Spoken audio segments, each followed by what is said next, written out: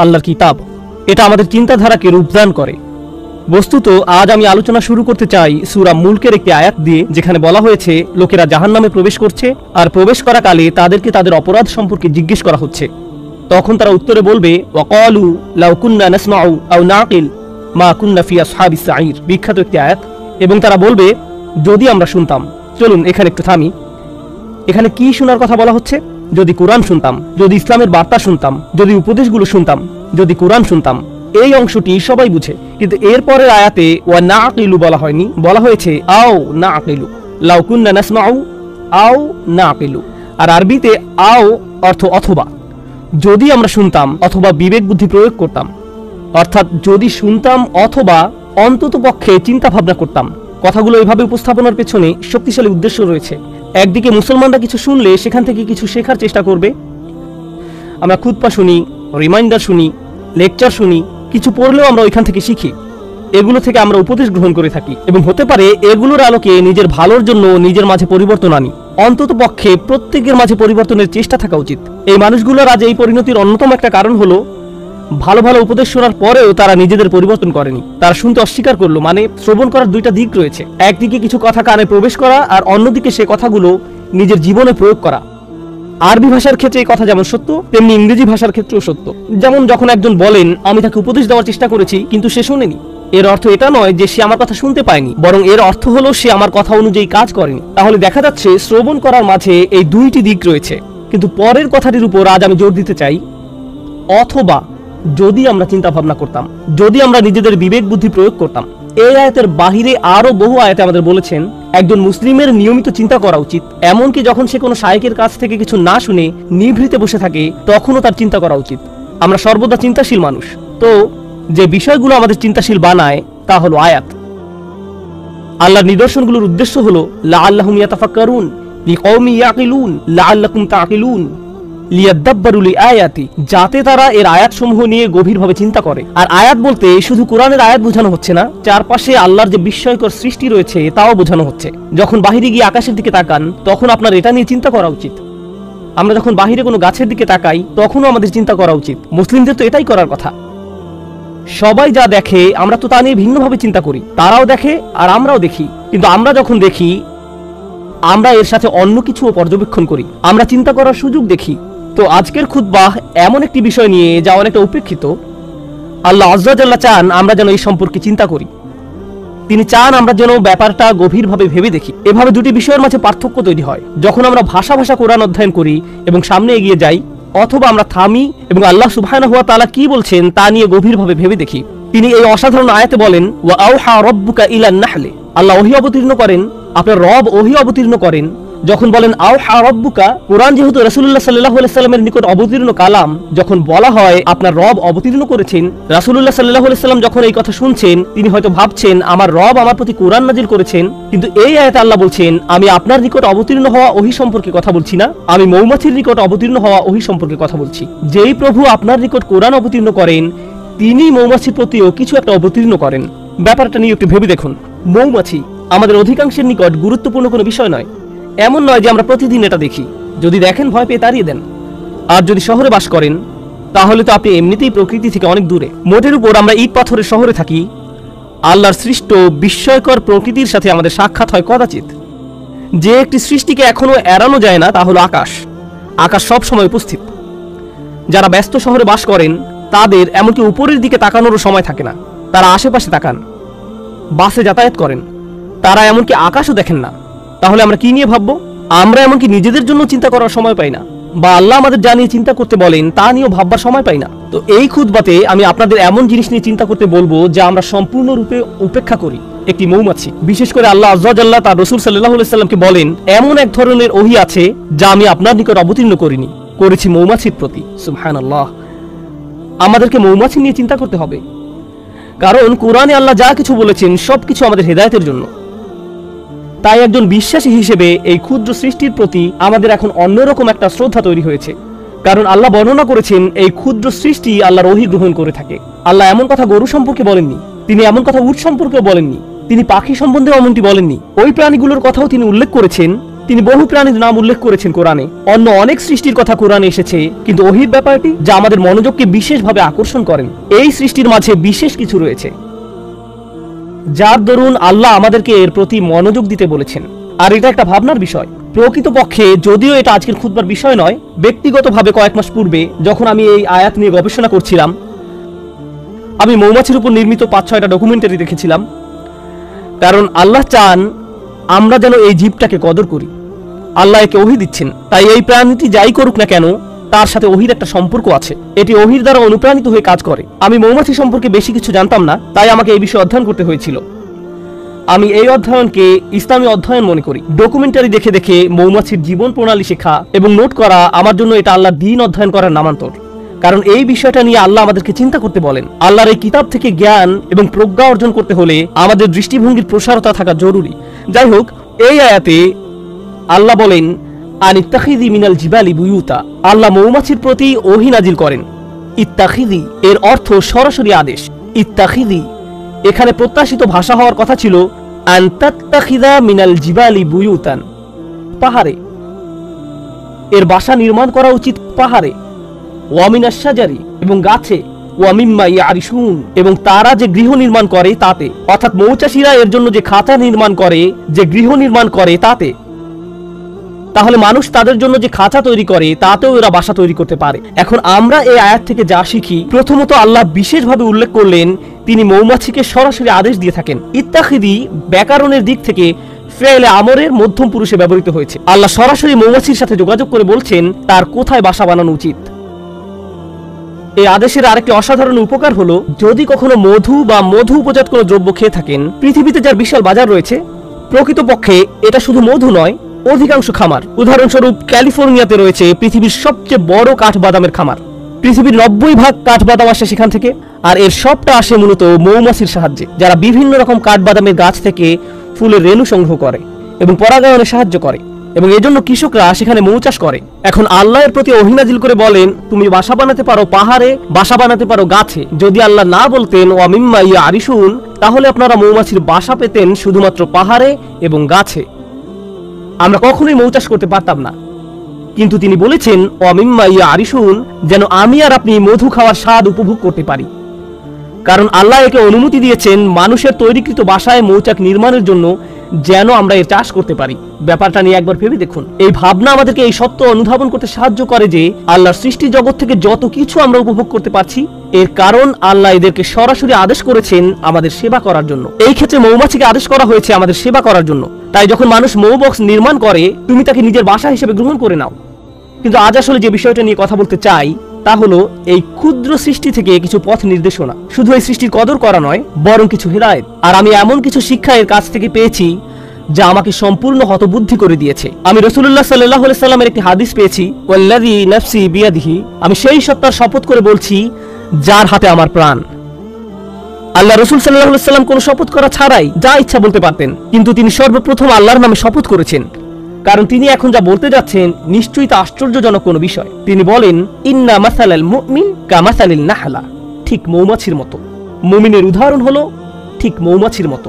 আমি বসে থেকে ভাবলাম সুবহানাল্লাহ, আল্লাহ প্রথমে আমাদের বলছেন তিনি মৌমাছির প্রতি ওহী প্রেরণ করেন, আর এখন রাসূলুল্লাহ সাল্লাল্লাহু আলাইহি সাল্লাম বলছেন তুমি যদি মুমিন হতে চাও তাহলে ঠিক মৌমাছির মতো হও। মৌমাছির মতো হলে কি হবে, আর কিভাবে মৌমাছির মতো হব? মৌমাছি আমাকে আমার ঈমান সম্পর্কে কি শেখাবে? কিভাবে একজন বিশ্বাসীর মতো বাঁচতে হবে এ ব্যাপারে মৌমাছি কি শেখাবে? ব্যাপারটা এতই সিরিয়াস যে আল্লাহ রাসূল সাল্লাল্লাহু আলাইহি সাল্লাম প্রথমে আল্লাহর নামে শপথ করেছেন, তারপর এই কথা বলেছেন। তো তিনি আমাদের কিছু কথা বললেন যার প্রতি আমাদের মনোযোগ দেওয়া প্রয়োজন। কিন্তু আমি চাই রাসূলুল্লাহ সাল্লাল্লাহু আলাইহি সাল্লাম কি বলেছেন আপনারা তার প্রতি মনোযোগ প্রদান করুন। তিনি বলেন আকালাত তাইয়িবান, এটি ভালো জিনিস খায়, এটি ভালো এবং খাঁটি জিনিস খায়। মৌমাছি উত্তম ফুলের নিকট যায়, এটি এমন কোন ফুলের নিকট থেকে নেয় না যেটি অপরিপক্ক, নষ্ট। এটি এমন কোন ফুলের নিকটও যায় না, গন্ধ শুকে এটি বুঝে ফেলে অন্য মৌমাছি ইতিমধ্যে এই ফুলের কাছ থেকে নিয়ে গেছে। এটি নতুন, পরিষ্কার, খাঁটি একটি ফুলের নিকট যায়। এটি শুধু সেই ধরনের ফুলের নিকট যায়। আমাদের ঈমানের প্রথম যে ব্যাপারটি এখানে হাইলাইট করা হয়েছে তা হলো যে রিজিকের আমরা সন্ধানে বেরিয়ে পড়ি। শুধু যে খাদ্য আহার করি তাই নয়, বরং যে রিজিকের পিছনে ছুটি, যে চাকরি আপনি পাবেন, যে ব্যবসা আপনি শুরু করবেন, যে টাকা আপনি কামাবেন এবং যে খাদ্য আপনি আহার করবেন, সবকিছুতে খাঁটি জিনিসের সন্ধান করুন। এমন জিনিসের অনুসন্ধান করুন যা খাঁটি, যা পবিত্র। সর্বোত্তম জিনিসের খোঁজ করুন। আর জানেন তো, মৌমাছি সবচেয়ে ভালো ফুল না পাওয়া পর্যন্ত খুঁজতে থাকে। তাই আমাদেরও সেরাটা অর্জন করতে হবে। ফালিয়ুতকিনহু, একজন মুমিনের দৃষ্টিভঙ্গি এমনই, তার উচিত দক্ষতা অর্জন করা। আপনাদের সবাই যখন কিছু করবেন তাতে দক্ষতা অর্জন করুন। আপনার উচিত সেরা হওয়া। এটাই মৌমাছি করে, সে সেরা ফুলের সন্ধানে থাকে। এটাই মৌমাছি করে, এটাই প্রথম শিক্ষা। তারপর তিনি বলেন অওয়াদা তয়্যিবান, এটি উত্তম উপায় বসে। যেভাবে এটি ফুলের উপর বসে তা খুব সুন্দর, ব্যাপারটা ভালো এবং খাঁটি। আর আপনাকে এ সম্পর্কে গবেষণা করতে হবে। মৌমাছি নিয়ে গবেষণা না করলে তো এটা আপনি জানতে পারবেন না। মৌমাছি নিয়ে অধ্যয়ন করলে জানতে পারবেন তারা শুধু সে ফুলের কাছেই পরাগ নিয়ে যায় যে ফুলের পরাগ দরকার। মৌমাছি যখন কোনো ফুল থেকে মধু নিতে যায়, তারা ওই ফুল থেকে মধু নিবে না যদি না তারা ওই ফুলকে আরো বেশি কিছু দেয়। তারা একে জীবন দিবে, পরাগ দিবে। আমাদের সবার জীবনে বিভিন্ন রকম সম্পর্ক রয়েছে, ঠিক যেমন মৌমাছির ফুলের সাথে সম্পর্ক রয়েছে। আমাদের প্রত্যেকের সম্পর্ক রয়েছে। আপনার আমার প্রতিটি সম্পর্কের ক্ষেত্রে আপনি কিছু নেন এবং কিছু দিয়ে থাকেন। আপনার বিবাহের ক্ষেত্রে আপনি কিছু দিয়ে থাকেন এবং কিছু নিয়ে থাকেন। যখন আপনি পিতা বা মাতা হন, যখন আপনি একজন শিক্ষক, তখন আপনি কিছু দিয়ে থাকেন এবং কিছু নিয়ে থাকেন। যখন আপনি কারো চাকরি করেন বা মালিক পক্ষের হয়ে থাকেন, তখনও কিছু নিয়ে থাকেন এবং কিছু দিয়ে থাকেন। কিন্তু মৌমাছি যা কিছু নেয় তার চেয়ে অনেক বেশি দিয়ে থাকে। এটি নেওয়ার চেয়ে দেয় অনেক বেশি। আর যা প্রদান করে তা গ্রহীতার জীবনকে উন্নত করে, আর যা নিয়ে যায় তা গ্রহীতার কোনো ক্ষতি করে না। এটি ফুল থেকে যা নেয় তা ফুলের কোনো ক্ষতি করে না। এটি ফুলের উপর পা গুলো রাখে খুব সুন্দর করে। প্রসঙ্গত, ফুলের খুব কোমল জায়গায় মৌমাছিকে বসতে হয়। ফুলের তুলনায় মৌমাছি ভারী একটা জীব। যদি সে তার সম্পূর্ণ ওজন ফুলের ওই কোমল জায়গায় রাখে, তাহলে এটি ভেঙে যেতে পারে। তাই এটি ভাসতে থাকে, পুরো ওজন ফুলের উপর রাখে না। এটি পাখাগুলোকে ঝাপটাতে থাকে যেন সম্পূর্ণ ওজন ফুলের উপর না রাখতে হয়। আমরা এখান থেকে কি শিখছি? আপনার একটি সম্পর্ক আছে, কিন্তু আপনি শুধু দাবি করতে থাকেন, চাইতে থাকেন। তারপর এক সময় আপনার প্রিয় বন্ধু, আপনার কর্মচারী, আপনার স্বামী বা স্ত্রী, তাদের ধৈর্যের বাঁধ ভেঙে যায়। আপনার কিছু জিনিস দরকার, হ্যাঁ আমি একমত, কিন্তু অতিরিক্ত নিতে যাবেন না। তাদেরকে এমন চাপে ফেলবেন না যে তারা ভেঙে পড়বে। আর যদি কিছু চান তাহলে বেশি করে প্রদান করুন। তার জন্য কিছু নিয়ে আসুন, তারপর দাবি করুন। আর যখন চাইবেন কম করে চান, জাস্ট যতটুকু দরকার, যতটুকু প্রয়োজন। তাহলে ওয়াদাত তয়্যিবান, আচ্ছা এটা সুন্দরভাবে বসে, ভালো একটি জায়গা খুঁজে নিয়ে বসে, এটা সুন্দরভাবে আহার করে। এর আরেকটি উপকার হলো, যদি অন্য কোনো মৌচাকের মৌমাছি পাশ দিয়ে অতিক্রম করে এবং দেখে যে একটি মৌমাছি এই ফুল থেকে আহার করছে, তখন সে এখানে এসে কোনো ঝামেলা বাঁধায় না। কারণ যদি দুইটি আলাদা মৌচাকের মৌমাছি একটি ফুলের উপর গিয়ে বসে, তখন ফুলের ক্ষতি হয়ে যায়, এর আর পরাগায়ন হয় না, ফুলটি এর ফলে মারা যায়। তাই মৌমাছি ব্যাপারটা বুঝতে পারে। সে জানে যে এই ফুলের সাথে ওই মৌচাকের সম্পর্ক গড়ে উঠেছে, আমার আর এর কাছে যাওয়া উচিত নয়। এবং গন্ধ শুঁকে বুঝতে পারে। এরপর সে অন্য আরেকটি ফুলের নিকট যায় যাকে স্পর্শ করা হয়নি এখনো। আর আমরা কি করি? কেউ একটা দোকান খুললো, আরেকজন দেখে ভাবলো ভালো ব্যবসা, আমারও ঠিক একই রকম একটা দোকান দিতে হবে রাস্তার ওই পাশে। আর ওই লোকের সব কাস্টমার নিয়ে যায়। যখনই কোনো কাস্টমার ওই ব্যক্তির দোকানে যেতে নেয়, এই ভাই এদিকে আসেন, আপনাকে একটা জিনিস দেখাই। আমরা কি করি? আরো শত শত জায়গা আছে যেখানে আমি দোকান দিতে পারি। আল্লাহ রিজিক প্রশস্ত, আমাকে তার প্লেটের ভাত নিজের প্লেটে তুলে নিতে হবে না। কিন্তু এটাই আমরা করি। মানুষ এমন কৃপণের কৃপণ। আমি এমন মুসলিম চাকরিজীবীর কথা জানি যারা অনেক টাকা কামায়। আমি এমন ডাক্তারদের কথা জানি যারা যথেষ্ট টাকা আয় করে। তারপর হয়তো কোনো মেডিকেল কলেজের ছাত্র যে হাসপাতালে ইন্টার্নশিপ খুঁজছে, আর এই ডাক্তার তার জন্য সুপারিশ করে না, কারণ হয়তো 5 বছর পরে সে আমার চেয়ে বেশি আয় করবে। আমি এটা চাই না। এভাবে আমরা একে অন্যকে সাহায্য করতে চাই না। অথচ একজন বিশ্বাসীর মনোভাব হওয়া উচিত ছিল এরকম, আচ্ছা সে তার রিজিক এখানে আয় করছে, আমার উচিত অন্য কোনো জায়গায় যাওয়া। আমার তার রিজিকে ভাগ বসানোর দরকার নেই। পুঁজিবাদী সমাজের মতো গলা কাটার দরকার নেই। আপনি এই দুনিয়াতে অন্য মানুষের রিজিক দখল করে নিজের টাকা আয় করতে আসেননি। আমি শুধু আমার লাভ বুঝি, আমি এছাড়া অন্য কিছু বুঝি না। সুবহানাল্লাহ। আর নবী সাল্লাল্লাহু আলাইহি সাল্লাম বলেন, ওয়াকাআত ফালাম তাকসির, এটা বসে কিন্তু ভেঙে ফেলে না। এটা দাবি করে এবং নিজেরটা নেয় কিন্তু ভাঙে না। এটা নেয় সর্বোত্তম পন্থায়। আহার করার কি এক মহৎ পন্থা, বাঁচার কি এক মহৎ পন্থা। আমাদের ক্ষেত্রে ব্যাপারটা শুধু টাকার সাথে জড়িত নয়, সম্পর্কের ক্ষেত্রেও এমনটা ঘটে। আমাদের সকল সম্পর্কের জন্য এখান থেকে যা শিখছি, যদি আমরা সত্যই মৌমাছির কাছ থেকে কি শিক্ষা নিব তা বুঝতে পারি, যে শিক্ষাটা উপলব্ধি করার প্রতি রাসূলুল্লাহ সাল্লাল্লাহু আলাইহি ওয়াসাল্লাম এত বেশি জোর প্রদান করেছেন, তাহলে আমাদের বুঝতে হবে, আমি কি আমার বাচ্চাদের উপর অনেক বেশি প্রেসার দিচ্ছি? আমি কি আমার পিতামাতার কাছ থেকে অনেক কিছু দাবি করছি? আমি কি আমার স্বামীর কাছ থেকে বেশি কিছু দাবি করছি? আমি কি আমার স্ত্রীর কাছে অনেক কিছু আশা করছি? আমি কি আমার বন্ধুর কাছে অনেক কিছু চাচ্ছি? আমি কি আমার কর্মচারীদের উপর অনেক বেশি কঠোর? আমি কি আমার শিক্ষককে অনেক বেশি জ্বালাতন করছি? আপনাকে এই প্রশ্নগুলো করতে হবে, কারণ আপনি মৌমাছির মতো হতে চান। তারপর সবশেষে তিনি বলেন, ওয়ালাম তুফসিদ, এবং এটি কোনো দূষণ তৈরি করে না। মৌমাছিদের একটি উল্লেখযোগ্য ব্যাপার হলো, যে ফুলের কাছে তারা মধু আহরণ করতে যায়, তা নিজেদের বাসা থেকে অনেক দূরে, সুতরাং তারা অনেক দূর পথ ভ্রমণ করে, কখনো কখনো তা কয়েক মাইলও হয়ে থাকে। এরপর তারা নিজেদের মৌচাকে ফিরে আসে। আর মৌচাক শুধু তার নিজের বাসা নয়, তার বিশাল প্রতিবেশী রয়েছে, সবাই এই মৌচাকে বাস করে। আল্লাহ তাদেরকে বিশেষ ধরনের নাচ শিখিয়েছেন। একটি নির্দিষ্ট নিয়মে তারা বাতাসে ভাসতে থাকে, যা অন্য মৌমাছিদের জন্য অন্য ফুলের পথ বাতলে দেয়। দেখো, আমি আমার নিজের জন্য কিছু রিজিক পেয়েছি, তোমরাও অমুক অমুক ফুল থেকে উপকার পেতে পারো। আমি তোমাদেরকে সেই রাস্তা দেখিয়ে দিচ্ছি। এটা তখন তাদেরকে পথ দেখায়। এর নাম হলো বি ড্যান্স। জনপ্রিয় পরিভাষা হলো বি ড্যান্স। তারা অন্য মৌমাছির সামনে এই নাচ দেখাতে থাকে, যেন অন্যরাও থেকে মধু আহরণ করতে পারে, যেন তারাও খেতে পারে। এভাবে তারা নিজেদের সমাজ তৈরি করে, একসাথে তারা নিজেদের মৌচাক নির্মাণ করে। তো এটা বুঝতে পারে যে যখন কেউ কোনো কিছু থেকে উপকার পেয়ে থাকে, এটা কোনো প্রতিযোগিতা নয়। যদি সে অন্যদের উপকার পাওয়ার সুযোগ করে দেয়, এর মাধ্যমে আসলে সবাই উপকৃত হয়। আমি নিজে নিজে একটি মৌচাক নির্মাণ করতে পারবো না, আমাদের সবাইকে এর জন্য কাজ করতে হবে। পক্ষান্তরে মুসলিম সমাজে কি হয়, যখন আমাদের ঈমান থাকে না, যখন কেউ উন্নতি করে, আমরা হিংসুক হয়ে পড়ি। তাহলে কাউকে বলতে চান না কিভাবে এই উন্নতি করলেন। আচ্ছা, আপনার দোকানের সাপ্লাই কোথা থেকে পান? আমি জানি না, ভুলে গেছি। আচ্ছা, আপনার চাকরির জন্য কোথায় আবেদন করেছেন? আপনার রিজিউমি কেমন? আমি জানি না, ফাইলটা হারিয়ে ফেলেছি। আপনি কাউকে সাহায্য করতে চান না। এটা হলো প্রতিযোগিতা। আমি কেন প্রতিযোগিতায় আরেকজনকে সাহায্য করব? আমি কেন তাকে বোর্ড কমিটিতে সিট পেতে সাহায্য করব? আর রাসূলুল্লাহ সাল্লাল্লাহু আলাইহি সাল্লাম মৌমাছির জীবনের মাঝে সীমাহীন বিজ্ঞতা দেখতে পেলেন, কারণ আল্লাহ তাকে বলেছেন, দেখো আমি মৌমাছির নিকট ওহী প্রেরণ করছি। ওয়া আওহা রাব্বুকা ইলান নাহল, যে পথটা মৌমাছি অনুসরণ করে, আল্লাহ তাকে বলছেন সুবুলা রাব্বিক। মৌমাছি বৃত্ত তৈরি করে দুলতে দুলতে সামনে চলতে থাকে, কিন্তু আমাদের পক্ষে তাদের এই পথ ভ্রমণ দেখা সম্ভব নয়। আর আল্লাহ বলছেন, প্রতিটি বাঘ যে এটি নিয়ে থাকে, সেটি তার রবের দেখানো পথ। আল্লাহ তাদের জন্য এই পথটি তৈরি করেছেন, আর তিনি এটাকে জুলুলান বলেছেন। এই আয়াতে যে হাল ব্যবহার করা হয়েছে তা হলো জুলুলান। আল্লাহ বর্ণনা করেছেন, মৌমাছি নম্রতার সাথে এগিয়ে চলে,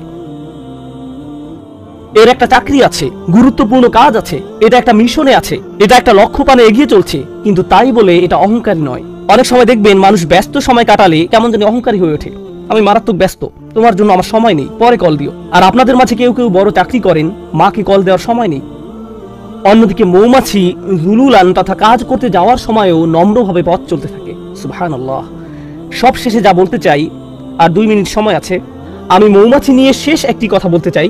যদি অনেক কিছু বলার ছিল, শেষ একটা কথা, আল্লাহ এই জীবটাকে অসাধারণ করে বানিয়েছেন, আর এটাকে তার নিজের কাজ করার যোগ্য করে তৈরি করেছেন। এটা নিজের জীবিকা আহরণ করছে। এই মৌমাছির অন্যদের সাথে সম্পর্ক আছে, নিজে উপকৃত হচ্ছে, সমাজের সবার উপকার করছে। এই সব কিছুর উপরে এটা মৌচাক নির্মাণ করে। এই মধুর উপকার মৌমাছিকে ছাড়িয়ে আরো বহু সৃষ্টির মাঝে ছড়িয়ে পড়ে, যা শিফাউন লিন্নাস। এই মধুতে মানব জাতির জন্য রয়েছে চিকিৎসা। ছোট্ট একটা প্রচেষ্টা থেকে আমরা এখান থেকে কি শিখছি? আমরা যদি মুমিনদের একটি সমাজ তৈরি করতে চাই, আমরা যদি পরস্পরের উপকার করতে চাই, আমরা যদি একসাথে ভাই ভাই হয়ে বাস করতে চাই এবং অল্পে তুষ্ট থাকি, আমাদের সম্পর্কগুলোর উপর বেশি চাপ না দিয়ে থাকি, এর ফলে আমরা যে সমাজ নির্মাণ করব, এতে শুধু নিজেদের উপকার হবে না, বরং মানবতা এর দ্বারা উপকৃত হবে, আরোগ্য লাভ করবে। যদি মৌমাছিদের একটি সমাজ পৃথিবীকে আরোগ্য দান করতে পারে, কত শত রোগ বালাই মধুর মাধ্যমে আরোগ্য লাভ করে। রাসূলুল্লাহ সাল্লাল্লাহু আলাইহি সাল্লাম কর্তৃক সত্যায়িত একটি ওষুধ হলো মধু। আর মধু কখনো তৈরি হয় না যতক্ষণ না মৌমাছির একটি সমাজ একত্রে বসবাস করা শিখে এবং একত্রে কাজ করা শিখে। যদি এই উম্মাহ, যার মৌমাছির মতো হওয়ার কথা, যদি আমরা একসাথে কাজ করা শিখি, একত্রে বসবাস করা শিখি এবং আমাদের নিজস্ব সমাজ তৈরি করি, এর ফলে আমরা শুধু নিজেদের উপকার করব না, আমরা মানব জাতির জন্য আরোগ্য লাভের এক উপায়ে পরিণত হব। কারণ মানব জাতি আজ লোভী হয়ে পড়েছে, সবাই শুধু নিজের চিন্তায় ব্যস্ত। তারা বলে, আগে নিজের চরকায় তেল দাও। আমরা এই গ্রহকে জ্যান্ত সাবার করে ফেলেছি। প্রসঙ্গত, এতে অবাক হওয়ার কিছু নেই। আজ যেহেতু পৃথিবীতে ফিতনা বেড়ে গেছে, পৃথিবীতে আরেকটি ট্র্যাজেডিও লক্ষ্য করা যাচ্ছে। মৌচাকগুলো দিন দিন উধাও হয়ে যাচ্ছে। আল্লাহ আযজা ওয়া জাল্লার একটি অন্যতম নিদর্শন হারিয়ে যাচ্ছে, এবং এজন্য সব শেষে রাসূলুল্লাহ সাল্লাল্লাহু আলাইহি সাল্লাম বলেন, ওয়ালাম তুফসিদ, এটা ফাসাদ তৈরি করে না, এটা আহার করার মাধ্যমে আরো বেশি জীবন তৈরি করে। যখন মৌমাছি আহার করে, এটি আরো জীবন তৈরিতে সাহায্য করে। আজকের দুনিয়ায় যেভাবে ম্যানুফ্যাকচারিং ইন্ডাস্ট্রিগুলো কাজ করে, যেভাবে আমি আপনি ভোগ করি, আমরা জীবন বৃদ্ধি করি না, বরং আমরা উৎপাদন করি উল্লেখযোগ্য পরিমাণে মৃত্যু ঘটানোর মাধ্যমে। আমরা পৃথিবীতে অনেক বেশি দূষণ তৈরি করি, আমরা অনেক বেশি সামাজিক অপচয় এবং অর্থনৈতিক অপচয় তৈরি করি, আমরা দুনিয়াতে ফাসাদ তৈরি করি। আর রাসূলুল্লাহ সাল্লাল্লাহু আলাইহি সাল্লাম বলছেন, মৌমাছির মতো ভোগ করতে শেখো, যেন পৃথিবীতে ফাসাদ তৈরি করা থেকে বিরত থাকতে পারো, পৃথিবীকে আরো বাসযোগ্য করে তোলো। তোমরা তোমাদেরটা নিতে পারো, কিন্তু এর মানে এটা নয় যে পৃথিবীকে এর জন্য বিশাল মূল্য দিতে হবে, পরবর্তী প্রজন্মকে এর জন্য মূল্য দিতে হবে। আল্লাহ আমাদেরকে এর কদর করতে সাহায্য করুন, আমাদের চিন্তাশীল মানুষে পরিণত করুন। আল্লাহ আমাদেরকে গভীর জ্ঞানপূর্ণ এক ধর্ম দান করেছেন।